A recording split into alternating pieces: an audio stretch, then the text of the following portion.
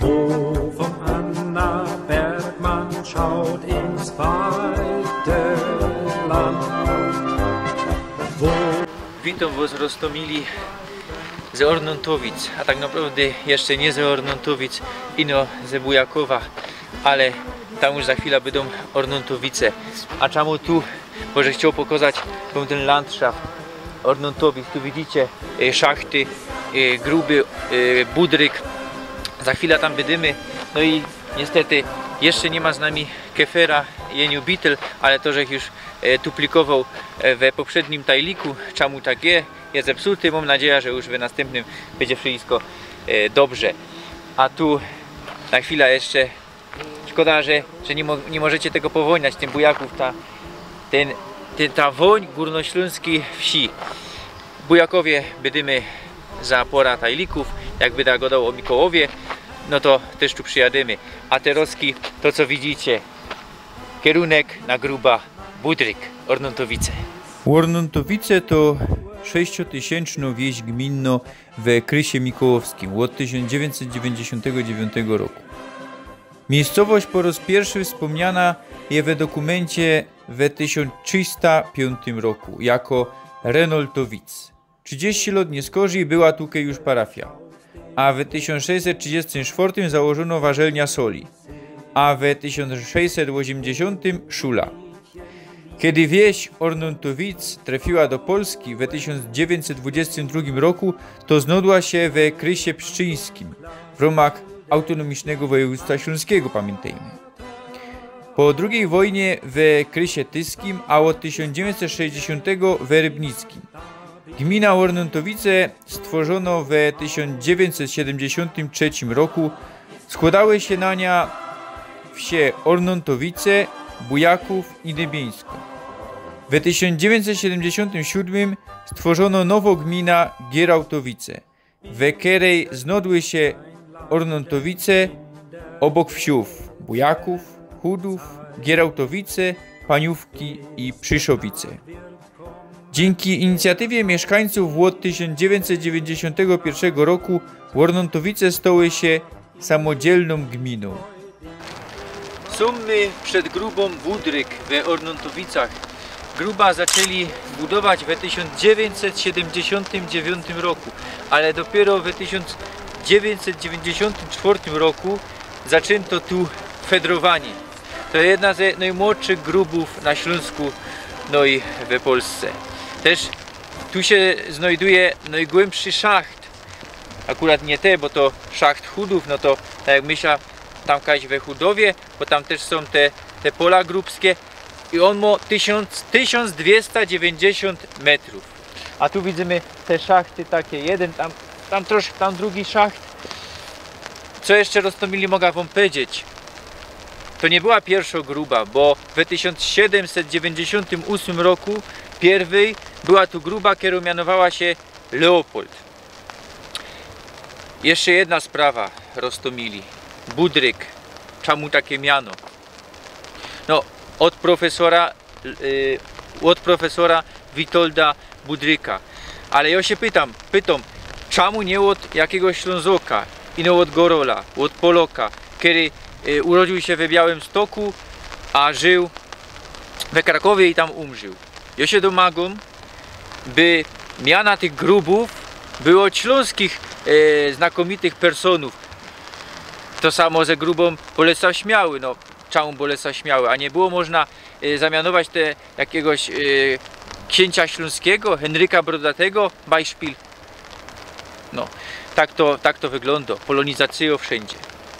Jestem teroski przy katolickim, rzymskokatolickim kościele pod wezwaniem świętego Michała Archanioła w Ornontowicach. Neoromański kościół wybudowano w 1893 roku, ale parafią stał się dopiero w 1915 roku. Wcześniej należał do parafii w Dębieńsku i tu farosz ze Dębieńska przyjeżdżał. Co ciekawe, 2/3 środków na budowę tego kościoła dała wanielicko familio Hagenscheitów zaraz zobaczycie ich pałac. Oni zarządzali Ornontowicami. No i to jest ten przykład ekumenicznej współpracy, zanim ekumenizm, można powiedzieć, stał się modny. Ale co to było wcześniej? W XIV stuleciu tu już była parafia, już był kościół, należał do dekanatu gliwickiego.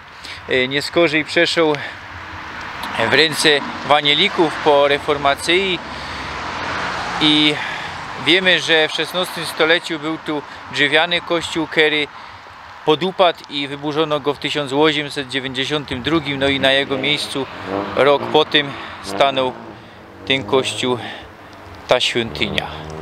No więc taką historię. Roztomili za nami pola kukurydzy. Pamiętajcie, że to jest wieś, mimo że jest gruba, to jest taka industrialno-górnośląska wieś.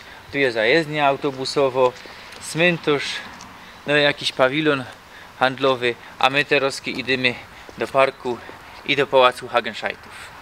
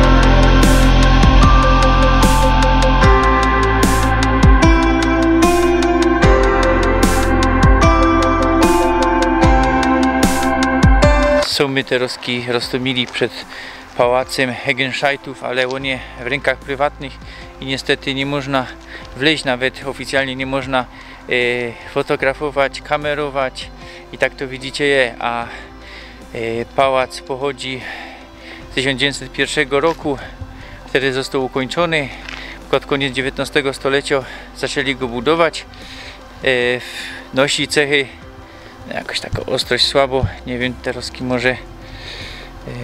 może lepiej, nosi cechy renesansu północnego i eklektyzmu.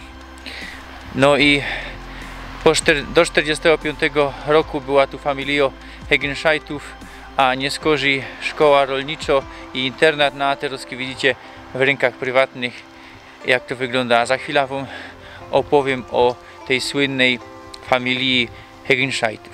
Pod koniec XIX stulecia Wilhelm August Hagenscheidt skrócił się ze Westfalii na Oberschlesien do wsi zwanej Ornontowic, w której teraz my są. Kupił ta wieś, kupił Ornontowic i jego syn Klaus, jego syn Otto Hagenscheidt wybudował ten pałac, który żeście widzieli. A wnukiem Wilhelma Augusta Hagenscheidta był Klaus Hagenscheidt, który hajtnął się z Anny Marie Hagenscheidt i ona założyła ten ogród, bo wychowywała się we Turcji, tam się też urodziła w Stambule, we Turcji, a nie skorzy we Rumunii. I miłowała się w takich ogrodach, skludzała z tych południowych krańców Europy te roztomajte, fajne blumy.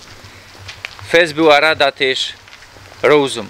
I żeście widzieli te roztomajte sorty tych rozów.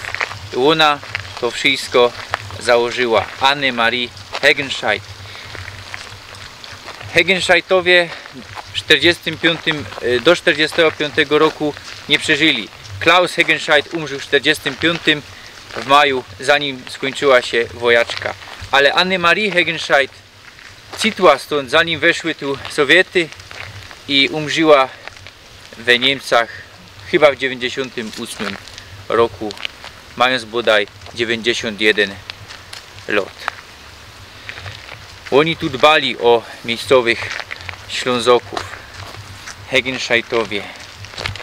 Słynny ród, który tak dużo dobra dał tej górnośląskiej wsi Ornontowic. Ludkowie, dziękuję wam za dzisiejszy tajlik. Widzieli, żeście fest rozwinięto górnośląsko wieś. Industrialno, ale jako piękno. Roztomili takie Górny Śląsk. I obyda się żegnał z wami. Do następnego razu. Do już zaś. Pyrsk.